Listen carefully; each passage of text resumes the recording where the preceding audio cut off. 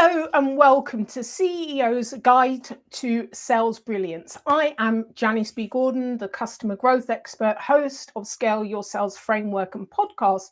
And I'm absolutely thrilled to have you all joining us for this dynamic session. So today we have two incredible guests, and I'd like to introduce Laurie Richardson. Hello, Laurie. Hey, Laurie, Janice. hi. Laurie from School More Sales, and also our very special guest. Hello,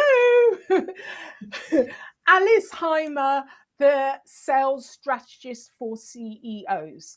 Now, together we're going to unravel proven strategies and insights for CEOs that need to propel their sales teams and their sales game to new heights. So we have a lot to talk about, but first of all, really, I wanted to kind of like give you a heads up of why this is such an important subject for us to be talking about. The stats are on founders and CEOs with sales knowledge. Those that have the sales knowledge are really compelling. So when we think about CEOs, we don't always associate them with sales, but it's more common for us to think of sales CEOs as finance people, accountants, and so forth. But actually, according to Chief Marketing Officer Matters, more than 25% of CEOs started in marketing or sales. Moreover, a survey from the Harvard Business Review found that CEOs with sales experience often lead companies with better revenue growth. So, and this is in their article, CEOs need to get serious about sales. So we are going to be getting serious about sales. So, first of all, I'd like to ask you, Alice, this is a real area of your expertise, your podcast, Sales Talk for CEOs. So why is sales knowledge crucial for CEOs? Well, it's crucial for so many reasons, right? But I think the key really is that they drive sales, whether they know it or not. As a leader of the company, they are truly the only person who can orchestrate all of the resources needed to support sales correctly, right? And to really support sales so that sales can focus on the customer, which we know today, customer experience is the most important thing. So the CEO is really the leader of sales, even when they have a CRO in place, because they're driving the overall strategy that will absolutely impact customer experience. I also want to just note, you mentioned that around 25% of CEOs have sales or marketing experience. So I want to say only 25% of CEOs have sales or marketing experience, which means, if they founded their company, even if they're 10, 15, 20 years in, right? They've learned sales sort of by hook or by crook, right? Because they weren't in sales. Now, on my podcast, as you know, I talk to many CEOs and I always ask them if they were in a sales role prior to becoming a CEO, becoming the founder of their company. And most of them were not. But it's such a different perspective when they did come for sales and marketing. And I'm sure you've found this, Laurie, when we want to talk to CEOs because exactly what you say, Alison, they're the ones that have access to all the resources. Right. You often if you come in at a lower level, then they have to sell it up as opposed to selling it down. And any changes, transformation, we're all about that within organizations. So give me your perspective, Laurie, on how many CEOs you work with that have sales experience or really are savvy about sales and what difference that makes. Yeah, it might coincide with that 25%, I think, which I agree with Alice is way too low. Like, if you don't know how to sell, it's the one thing for anybody listening, regardless of, your level, learn about sales, study it for a couple of years, because it will pay off in the future, whether you're climbing the corporate ladder to become a CEO or whether you're going to go off and be a founder yourself. You need to understand sales. And it's interesting because you cited Harvard Business Review, Janice, and I work as a sales coach with the Harvard Business School with their MBA program. And this is the one area they've only had sales classes for about 5 years, but they created them because that was the one thing that the students who graduated and went on to whatever roles that they were in, they said that was missing for them. And there was an old book called What They Didn't Teach You in Harvard Business School. If anyone remembers that, it's all about sales. And so sales is a missing piece, and now they incorporate it, and those classes are growing and growing, and they're adding more of them because it's been such a big hit. It's been so popular. So I definitely want to work with a founder or CEO who has sales background, because they understand what is involved. They understand this isn't just a formula we just throw together and works. There's some art, there's science involved, and the people are the key area there, that we have to have the right people in place in order to be successful. Yeah, I couldn't agree more. It's art and science. And I think what happens with founder CEOs who sold early on, right? So they may be now 10, 15, 20 years in, but early on, they did all the selling. They didn't know how to sell, but they were able to do it with what I call the entrepreneurial enthusiasm, right? That you can sell anything when you got enough of that. And then also they were able to get in places where salespeople with the title salesperson, AE, account executive cannot. And so they have this sort of false belief about sales. They only know the art of it. They don't know the science of it, because they use the art of it and their title and their leverage to get the very first deals their company ever got. And they never got the science part in. A lot of times they didn't get it in before they started hiring people, right, to do the job. And then this is where we hear about all the failures on hiring sales leaders and hiring salespeople early on. But even later on, with the companies I work with who are mature, 15 or plus years old, the CEOs still have this very old idea of what sales is, and they only understand the art of it and not the science. And so then they tell their sales leaders and their salespeople to do things that are, like, frankly, just stupid, right? And it really creates problems.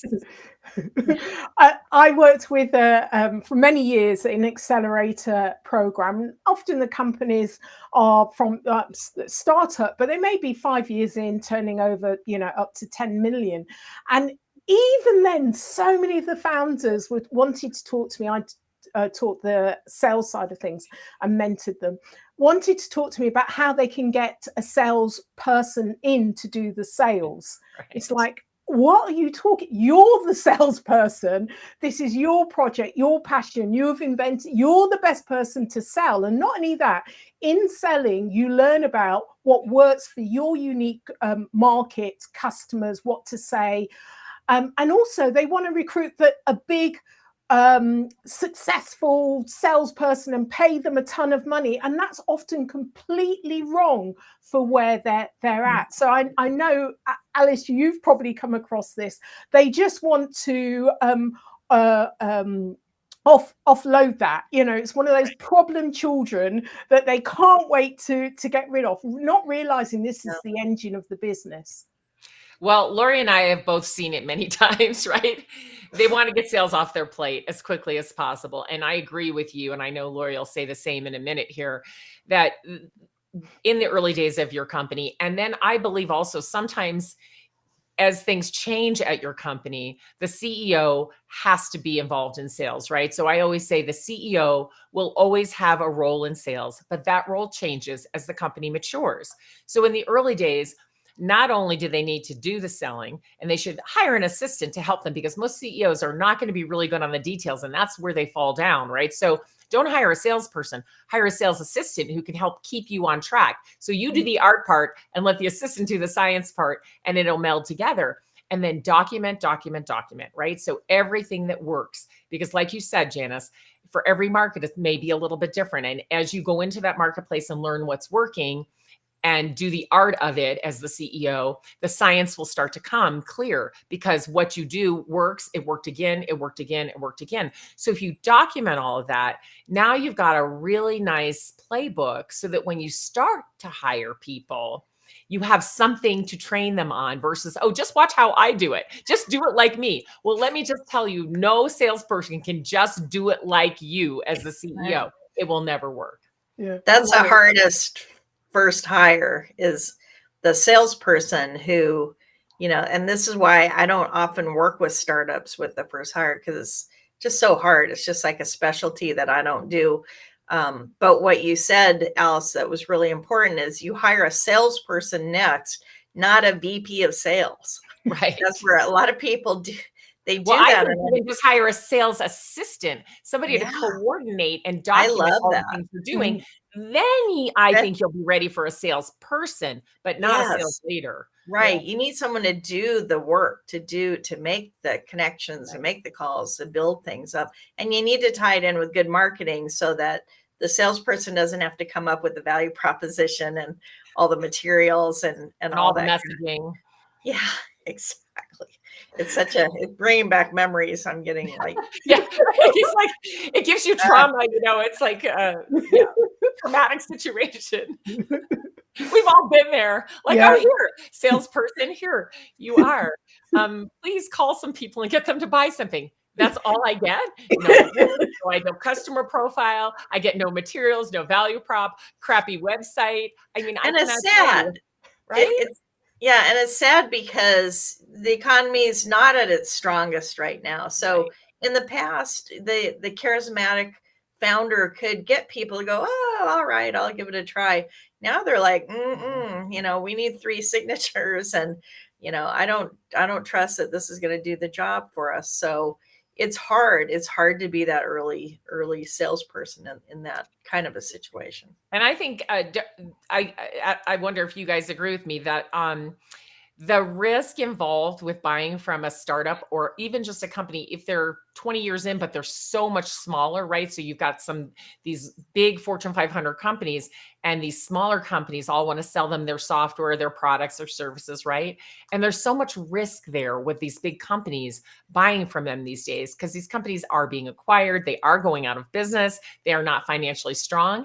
And the buyers are just wondering, wow, should I buy from a tried and true larger company, or should I really go ahead and try these smaller companies and startups? Yeah, it's a massive risk. And that's what much of sales is. It's risk management, isn't it? It's deal management. It's not what we used to consider sales to be. It's so much more complex. So I'd really like to ask you, Laurie, how can the CEOs lead their teams to this sales brilliance, to really understand that perhaps 70% of the process is deal management, is that negotiation? How can they impart that knowledge that in their systems and processes with their people? Well, I really like Alice's suggestion, which is to document everything and to just start keeping track, just like you would a budget or anything else, your profit and loss. You want to keep track of what you're doing, so that you can get some outside help if you need it. And if not, you can, just help the next person that comes along. And I mean, I tell people this all the time, even with an existing sales team, you're going to have a new person coming along. So you need to have everything documented, and you need to think about the science and the steps that go into repeatable process to allow you to have to fill your pipeline with prospective customers, and then to help them make decisions to work with you or not, and to move them along. So be really organized. And if you're not organized, like Alice is suggesting, that some CEOs are not. Have that assistant, have an admin role that is keeping track of things, and really build out your buyer information, who your buyer is, what do they want, what are their challenges, how can you help them solve them, what can't you help them with, what happens if they don't do something about it. And that's going to be some of the best information that you can gather. I don't know if you've both had this experience, and the science of sales, and people are KPIing it up to the hilt, but they're actually measuring the wrong behaviors. So perhaps you can say something about that, Alison, making sure that you're measuring the right data that's going to have the impact and the results and the behaviors that you want. Yeah, well, absolutely. Let me say a couple of things first that just came to mind as I was listening to Lori as well. The first thing is, you asked Janice, Lori, about what kind of brilliance do the CEOs need to bring to the table to really support their sales team and help them do well, right? And I'm going to add to what Lori said, that they need to stay close to the customer. I think that's the number one thing a CEO can do today, because when the CEOs stay close to the customers and they're involved at the right level with the right people at each customer, they can bring a lot of information to the senior leadership team about what needs to change so that we can meet the customer where they are and support them in their buying journey from hello to I'm your loyal customer. So I think that larger strategy belongs to the CEO and the CRO if there is one. But, in many cases in the companies, the majority of the companies in the world are not Fortune 500 companies, right? They're smaller, they're SMBs, and we don't have CROs in those size companies. We might have a VP at best, and usually a director or a manager. So the CEO really does lead that vision, and they can't lead it well without understanding the customer and staying close to that. So I think that's where that brilliance comes in, right? And then, back to that art and science again. Even if you're 20 years old and you're still trying to figure it out, there's nothing wrong with that. But back to that documenting and what Lori was saying, you pull the science out of the art. And how you do that is by documenting and seeing, because, well, I'll tell you a quick story. When my dad, Steve Heiman, and his partner, Bob Miller, first developed Miller Heiman together, they interviewed hundreds of salespeople, and they would ask them, they would ask the best salespeople, how do you do it? What are you doing? How do you do it?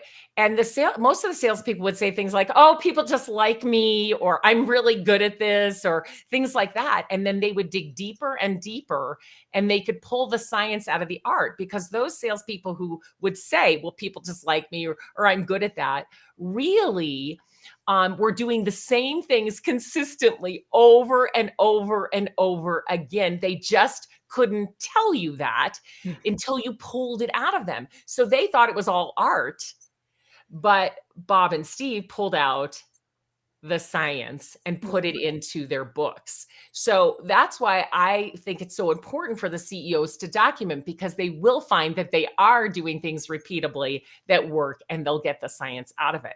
Now that goes back to, what do you measure, right? Well, you're going to measure the wrong things if you don't know what the science is, right? Because you can't measure the art. Oh, they like me, I'm just really good at that. That's so hard to measure. But I believe, instead of measuring how many calls, how many emails, how many LinkedIns, how many sequences got sent out, what we really only care about is how many conversations did a seller have with someone who could potentially buy from them. And thanks, Lori. And so if we pair it back to that, sure, let's keep track of how many dials it takes to get a conversation, so we know, right? And sure, let's keep track of how many emails it took to get one conversation, so we know whether we need more or less, right? But we really want to focus on the quality and not the quantity. And if we do that, we will have more conversations every day. And I mean, look, no seller wants to sit around all day sending out emails and leaving voicemails. They want to talk to a human that they can help so they can solve and they can sell something, right? So we have to start measuring quality conversations. Yeah. And Crystal Lynn says, meet the customer where they are. And that's what's really important. So thank you for that comment. Yeah, this is interesting, kind of like to delve into it a little bit more. Like the best CEOs call the management their toolkit of the sales process, and this is real engine. So, what would you say are your kind of top 3 things that you would say in terms of the strategies that CEOs need to have in place? What are you? And you've already mentioned a few of them, Alice. So, what are the top 3? Top 3 strategies. Well, first, there has to be a strategy around the customer experience, right? Which includes the customer journey. And if we don't have that in place, the rest of it is for naught, right? We're just focused internally and we're just only looking at what our sales process is. Yes, we need a sales process, but it has to match the buyer journey. And that is, encompassed in the total customer experience. So I think that strategy is number 1. What is your strategy to provide an exceptional customer experience from hello to I'm your loyal customer? So I think that's important. I think the second strategy that CEOs have to have is how they're going to continue to up-level their people. I just don't see it. They throw an annual sales kickoff and have a speaker. They have a little bit of training here and there. It's very kind of hit and miss. But the strategy on up-leveling the leaders as well as up-leveling the people is absolutely crucial. And I just don't see those in place. And then thirdly, I'll say it's the hiring strategy that is so important. And I'm sure Lori can speak some more to this. But we, as CEOs, we have to have a hiring strategy, and that has to include building bench strength, because what happens when a good seller leaves is we scramble to replace them, and it's never a good thing, right? And again, we're going to lose the best sellers if we're not developing them. So that goes back to, point 2, and we're also going to lose them if they see that they have to work with players who are subpar, right? A players want to work with A players. So you have to have a hiring and retention strategy. So those are my 3. Okay, Lori, over to you. Your 3. Well, the first one I wrote down just now before Alice said it was leadership development. And Alice, you talked about up leveling the leadership. It couldn't be, it's just one of the most important things that can happen, because you can't just assume that salespeople know what to do. You can't assume that sales managers know what to do. They all need coaching and regular coaching. So we want to make sure that the managers are coaching the salespeople, but who's coaching the manager? That's probably the CEO. It's probably whoever is above in a smaller SMB company. That's going to be the CEO. So they need skills. They need to be developed on how to do this. And I think that if that one thing is done, where we know that we have strength in our leaders and our reps are being coached and developed, that's going to be a huge step beyond where most people are. Most people don't coach their salespeople on a regular basis, period, end of story. And I believe that we're going to see some AI tools and processes that will help the leaders of the company, will help the CEO by helping the leaders have conversations with the reps on a regular basis. And it may not even involve the sales manager. I think that sales managers are going to get data back that this is how their reps are doing. Fortunately or unfortunately, it's a change that I think is going to be helpful, because when I think about taxis and then Ubers, that, everybody complain about the taxi. Oh, it's dirty, it smells, they're never on time, they charge a lot. And then all of a sudden there came along Uber, right? And solved a lot of issues. And this is what people say about sales management. Oh, they don't coach their reps, on and on. Everyone talks about it. So I think that's going to be resolved in the coming months and year for sure. So that's one take that I have about that. Kind of went off on a tangent, but I No, think it's I think we both agree vehemently. Leadership development is crucial. And most CEOs that I've met do not know how to coach a sales leader. Yeah. I don't think Yep. they know how to coach anyone, period. Right. But they don't know how to coach a sales leader for sure. So that is something CEOs need to level up on. How do I become a good coach and continue to develop my people? Or if I can't or don't want to, how do I hire a coach that will continue to develop my leadership team? Yeah. Yeah. It's a hot one. Okay, so I'm going to offer, I think I can get to 3. My first one would be data-informed decision-making in every aspect of your business. So whether it's recruitment, use the data you already have, knowing what your successes are in order to find other people. And we work on a system that does that, but also in terms of your customer. There's so much data in our business on our customer, and I often ask CEOs, what's the impact on your key customers? They're the customers they should be going out to and understand and be following and getting feedback on. What is the impact of your decision? And often it's like, well, I've not even thought about it. I'm just making this. Well, why are you making the decision if you do not know the impact of your decision on your key customers? So that's the first one. Second would be build a lean buying machine within your sales operation.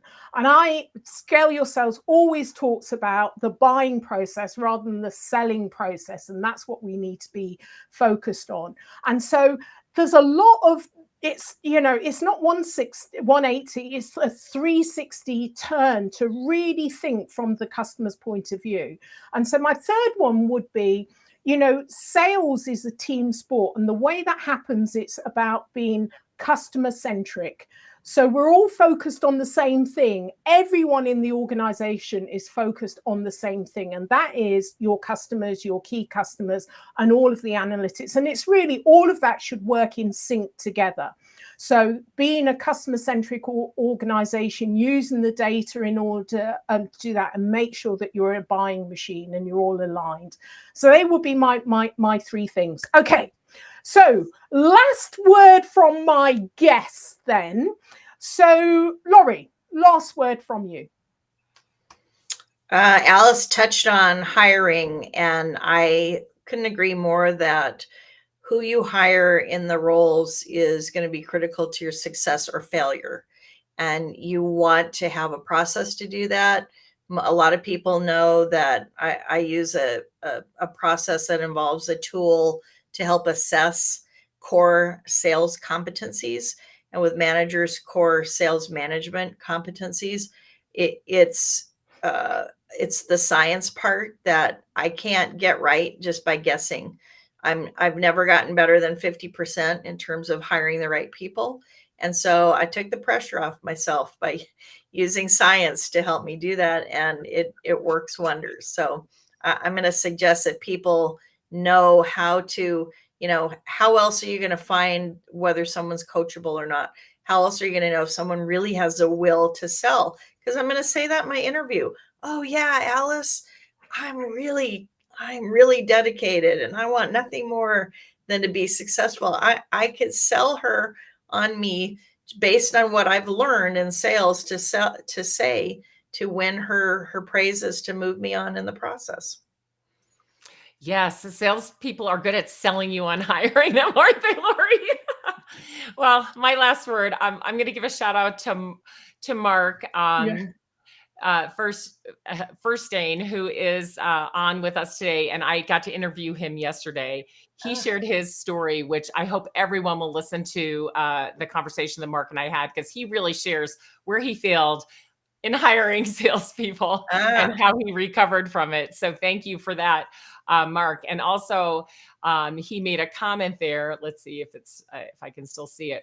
Professional athletes study game tape every day, and a lot of leaders and managers don't do the same. And so my last word is, yes, use the data, as Janice said.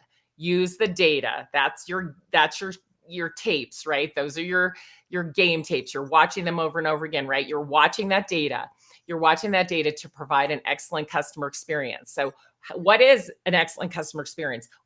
That's only can come from your customers. You need to collect data on that in order to ensure you're doing it and continue doing it, right? Developing leaders, you need to collect data. Where are they now? Where do you want them to be? What is it taking to get them there? What is the data that proves they've moved from one place to the other? So that's right, your game tape, you're watching it and you're seeing this data showing me something, and I use that to continue. And the same with hiring, right? Hiring and retention. There's data around that we can use to make sure we hire well, we retain, and we continue up leveling. So it's just kind of a big circle, but that data is what's going to help drive your decision making if you're keeping the right data. So yeah, and thanks to everybody who joined us today. How fun was this, huh?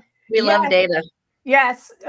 So thank you to my guests, Laurie Richardson and Alice Heiman. I've put in the comments there. Make sure that you go to the podcasts that we're all running, Scale Your Sales for Me, Conversation with Women in Sales, and Sales Talk for CEOs. The notes are in the comments. And just a heads up, my next live session will be on the 20th of March, Breaking Boundaries, Navigating Diverse Recruitment in Sales Roles. And that's with my guest, Lauren Langstoff-Roberts. She's awesome. She is awesome. She is awesome. And International Women's Day is coming up on Friday, and they have an event tomorrow evening, which I'm going to. This is Wiser Elite. So yes, make sure you join us then. So thank you both so much for a great conversation. Really enjoyed it. And you'll see the replays on our live and LinkedIn Lives and YouTube events. So thank you so much.